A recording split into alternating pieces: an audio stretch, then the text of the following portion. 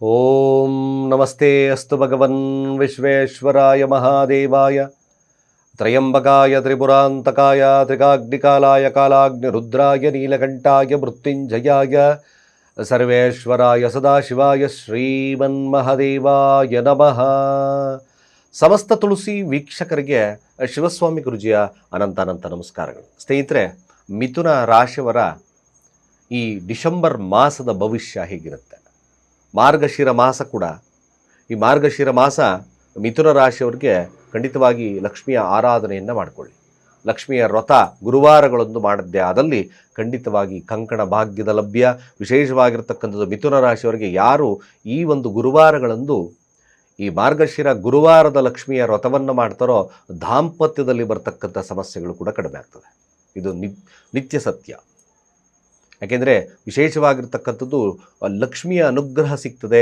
ಲಕ್ಷ್ಮಿಯ ಅನುಗ್ರಹ, ಶುಕ್ರನ ಅನುಗ್ರಹ ಸಿಕ್ತಷ್ಟು ಕೂಡ ಯಾಕೆಂದರೆ ಶುಕ್ರನ ತತ್ವ ಫಿಮೇಲ್ ಫೆಟರ್ನಿಟೀಸ್ ಶುಕ್ರ ಕೂಡ. ಈ ಲಕ್ಷ್ಮಿಯ ಅನುಗ್ರಹವಾದಾಗ ದುರ್ಗಾ ಅನುಗ್ರಹ ಅದು ಒಂದು ರೀತಿಯಾಗಿ ನಿಮಗೆ ದಾಂಪತ್ಯದಲ್ಲಿ ಬರ್ತಕ್ಕಂಥ ಸಮಸ್ಯೆಗಳು ಕೂಡ ಕಡಿಮೆ ಆಗುತ್ತೆ. ಅಷ್ಟೇ ಸತ್ಯ ಕೂಡ. ಹಾಗಾಗಿ ನೀವು ಮಾರ್ಗಶಿರ ಮಾಸ, ಡಿಸೆಂಬರ್ ಮಾಸವನ್ನು ಸರಿಯಾಗಿ ಸದುಪಯೋಗ ಮಾಡಿಕೊಳ್ತಕ್ಕಂಥದ್ದು ಭಾಳ ಮುಖ್ಯ. ನೋಡಿ, ಒಂದು ನಾನು ಹೇಳ್ತಕ್ಕಂಥದ್ದು ಮಿಥುನ ರಾಶಿಯವರಿಗೆ ತನ್ನ ತಪ್ಪುಗಳನ್ನು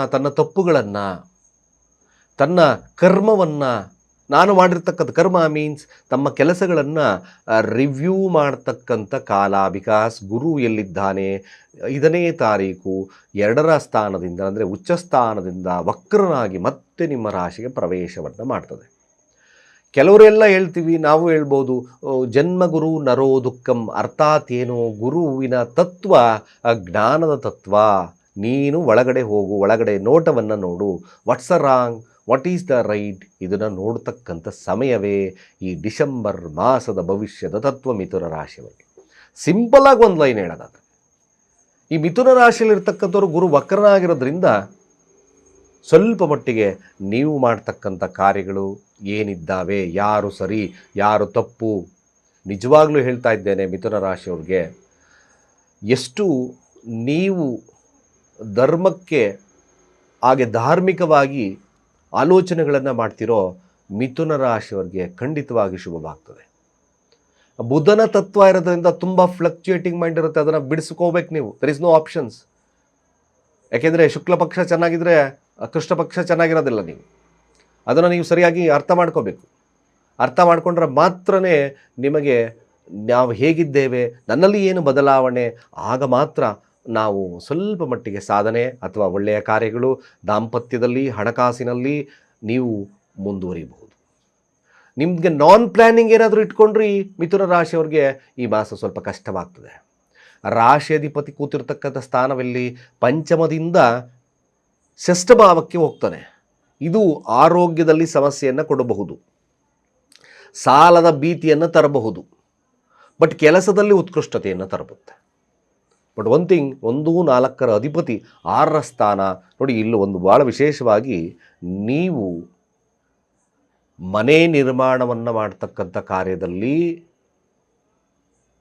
ಹಾಗೆ ಆ ಒಂದು ಕೆಲಸ ಕಾರ್ಯಗಳಲ್ಲಿ, ಜಮೀನಿನ ವಿಚಾರದ ಕೆಲಸ ಕಾರ್ಯಗಳಲ್ಲಿ ತಲ್ಲೀನತೆರಾಗಬಹುದು.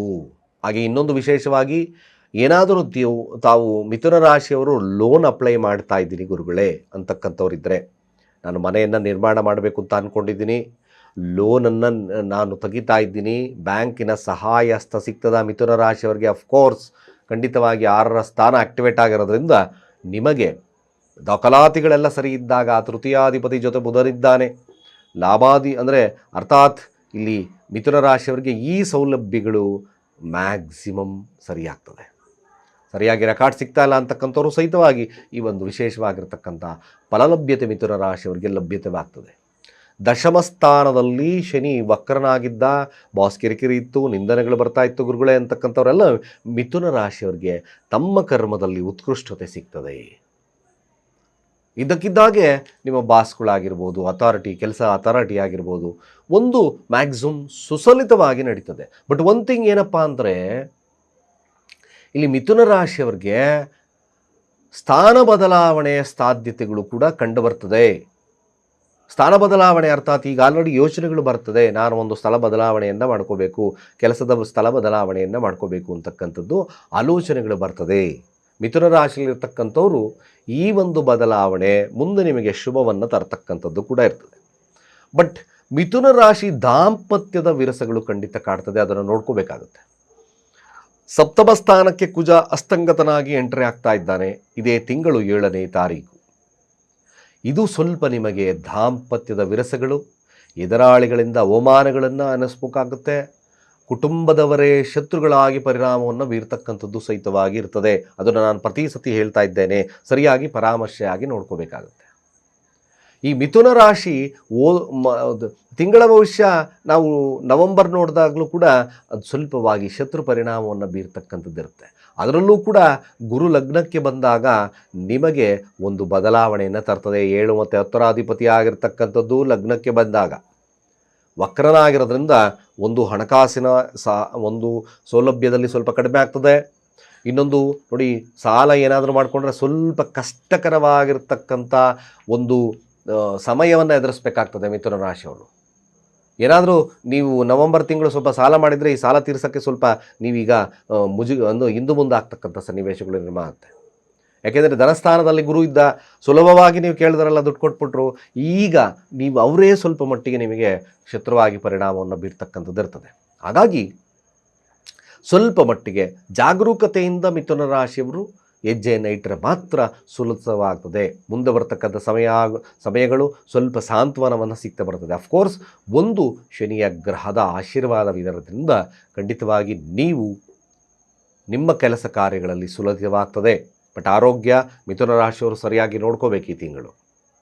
ಹಾಗೆ ನೀವು ಭಯದ ವಾತಾವರಣವನ್ನು ಬಿಡಬೇಕಾಗ್ತದೆ, ಇದು ಮೋರ್ ಇಂಪಾರ್ಟೆಂಟ್. ಅಣ್ಣ ತಮ್ಮಂದರ ವಿಚಾರ ಆಗಿರಬಹುದು, ಸಹೋದರಿಯರ ವಿಚಾರಗಳಾಗಿರ್ಬೋದು, ನೀವು ಮನಸ್ತಾಪಗಳನ್ನು ಮಾಡ್ಕೊಳ್ಳೋದು ಬೇಡ ಮಿಥುನ ರಾಶಿಯಲ್ಲಿರ್ತಕ್ಕಂಥವ್ರು. ಇದು ಸ್ವಲ್ಪ ಮಟ್ಟಿಗೆ ನಿಮಗೆ ಕೋರ್ಟ್ ಕಚೇರಿ ವಿಚಾರವನ್ನು ಅಲೆದಾಡ್ತಕ್ಕಂಥ ಸನ್ನಿವೇಶಗಳು ಬರ್ತದೆ. ಇದರ ಬಗ್ಗೆ ಸ್ವಲ್ಪ ಕಾನ್ಸಂಟ್ರೇಷನ್ ಮಾಡ್ಕೋಬೇಕು ನೀವು. ಎಕ್ಸ್ಪೆಷಲಿ ಮಿಥುನ ರಾಶಿಯವ್ರಿಗೆ ನಾವು ಹೇಳೋದಾದರೆ ಆರೋಗ್ಯದ ಬಗ್ಗೆ ಎಚ್ಚರಿಕೆ.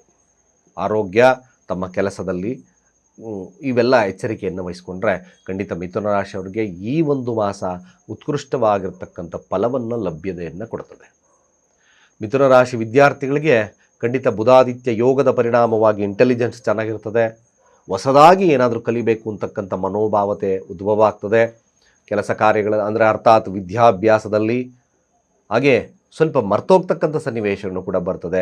ಒಂದು ಮಿಥುನ ರಾಶಿ ಎಕ್ಸ್ಪೆಷಲಿ ನಾನು ತಿಳಿಸ್ತಕ್ಕಂಥದ್ದು, ಡೋಂಟ್ ಡಿಪೆಂಡ್ ಎನಿಬಡಿ ಯಾರ ಜೊತೆಗೂ ಡಿಪೆಂಡೆನ್ಸಿ ಇಟ್ಕೋಬೇಡಿ.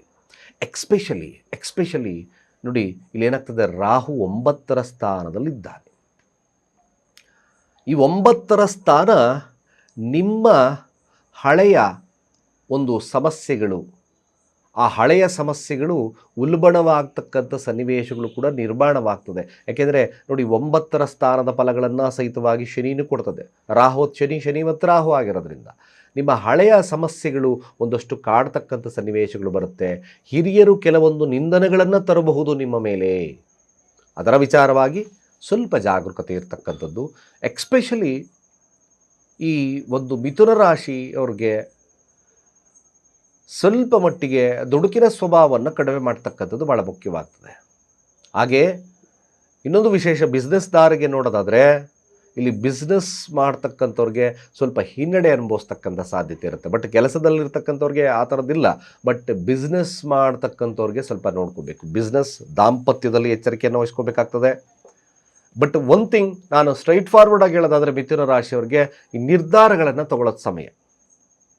ಮಿಥುನ ರಾಶಿ ಹೊಸ ಜೀವನವನ್ನು ಪ್ರಾರಂಭವನ್ನು ಮಾಡಬೇಕು ಅಂದರೆ ನಿಮ್ಮ ನಿರ್ಧಾರಗಳು ಖಂಡಿತವಾಗಿ ನಿಮಗೆ ಯಶಸ್ಸನ್ನು ಕೊಡ್ತದೆ. ಯಾಕೆಂದರೆ ಬರೀ ಅದನ್ನೇ ಯಾವಾಗಲೂ ಕ್ರಿಬ್ ಮಾಡ್ತಾ ಬಂದರೆ ವಿಚಾರಗಳನ್ನು ನೀವು ಯಾವುದೇ ಆದಂಥ ಪೊಟೆನ್ಷಿಯಾಲಿಟಿ ಸಿಗೋದು ಕಷ್ಟ. ಅರ್ಥ ಮಾಡ್ಕೋಬೇಕು. ಮಿಥುನ ರಾಶಿಯಲ್ಲಿರ್ತಕ್ಕಂಥವ್ರು ಹೊಸ ಜೀವನಕ್ಕೆ ಕಾಲಿಡ್ತಿರೋ ಅಥವಾ ಏನಾದರೂ ನೀವು ಅದನ್ನೇ ಸರಿ ಮಾಡ್ಕೊಳ್ಳೋಕ್ಕೆ ಪ್ರಯತ್ನವನ್ನು ಮಾಡ್ತಿರೋ, ಸರಿಯಾಗಿ ದಾಂಪತ್ಯದಲ್ಲಿ ಅದನ್ನು ಸರಿಯಾಗಿ ನೋಡ್ಕೋಬೇಕಾಗ್ತದೆ. ಯಾರ್ಯಾರು ಮಿಥುನ ರಾಶಿಯಲ್ಲಿದ್ದೀರೋ ಖಂಡಿತ ಭಾಳ ವಿಶೇಷವಾಗಿರ್ತಕ್ಕಂಥದ್ದು. ನೋಡಿ, 6ರ ಸ್ಥಾನಕ್ಕೆ ಶುಕ್ರ ಸಹಿತವಾಗಿ, ಈ ಶುಕ್ರ ನಿಮ್ಮ ಜಾತಕದ ಪ್ರಕಾರ 6ರ ಸ್ಥಾನದಲ್ಲಿದ್ದಾನೆ. ಪಂಚಮಾಧಿಪತಿ 6ರ ಸ್ಥಾನದಲ್ಲಿ. ಮಕ್ಕಳು ಸಹಿತವಾಗಿ ನಿಮಗೆ ಸ್ವಲ್ಪ ಸಮಸ್ಯೆಯನ್ನು ಕೊಡಬಹುದು. ಅದರಲ್ಲಿ ಎಕ್ಸ್ಪೆಷಲಿ ಮಿಥುನ ರಾಶಿ ಹೆಣ್ಮಕ್ಳಿದ್ರೆ ಸ್ವಲ್ಪ ಸಮಸ್ಯೆದಾಯಕವಾಗಿರ್ತಕ್ಕಂಥದ್ದು ನಾವು ನೋಡ್ತೀವಿ. ಖರ್ಚುಗಳು ಜಾಸ್ತಿ ಬರ್ತಕ್ಕಂಥ ಸಾಧ್ಯತೆಗಳಿರ್ತದೆ.